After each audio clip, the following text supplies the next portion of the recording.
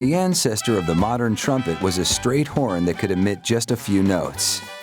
By the 15th century, instrument makers learned how to bend the horn, allowing for more notes to be produced. The invention of the valve in the mid-1800s finally allowed the trumpet to play in any key.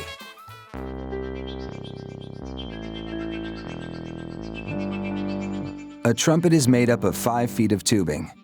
3 valves allow air to flow through additional tubing to alter the trumpet's pitch.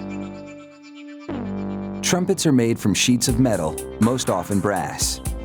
This factory combines different thicknesses of brass in a single instrument to attain a particular sound.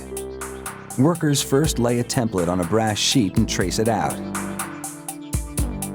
Then they cut along the score line with electric shears. This piece will become the trumpet's bell.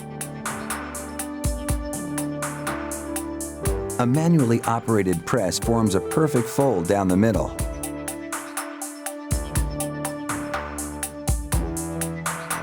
Then they notch the edges.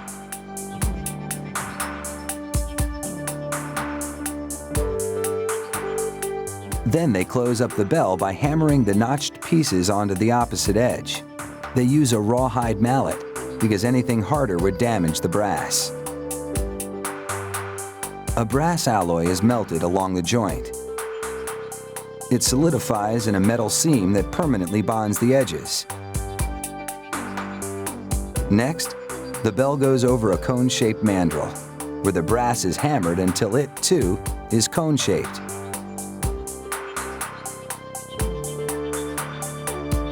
Then the bell goes onto another mandrel mounted on a lathe.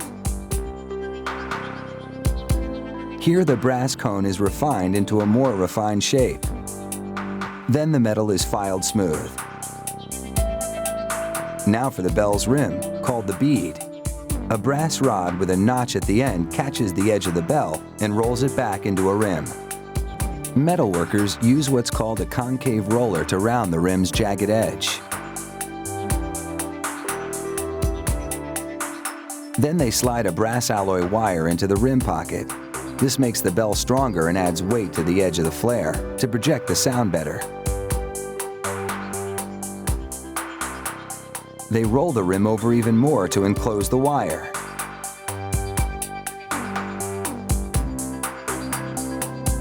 Now they heat the rim and apply acid flux to clean the surface for soldering.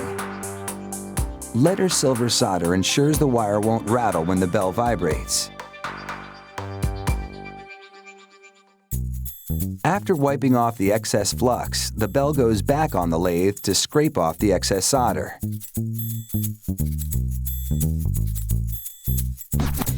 Using an abrasive sponge, workers smooth away any scratches left by the scraper. Then they remove any solder bits trapped in the rim. Now the entire bell is filled with a soapy solution. Then it's frozen at -56 degrees. When the solution is frozen, the bell goes into a bending block. The frozen solution provides counterpressure, preventing the brass from buckling inward. And because there's soap mixed in, the pliable ice doesn't shatter under the pressure.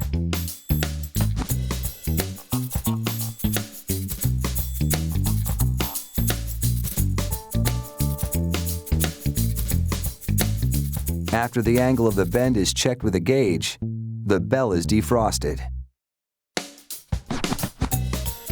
In the mounting department, workers assemble smaller components made of brass and nickel.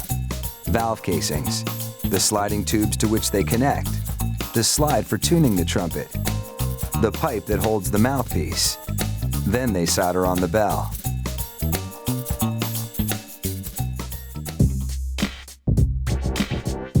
They lubricate 3 pistons and install 1 in each valve casing.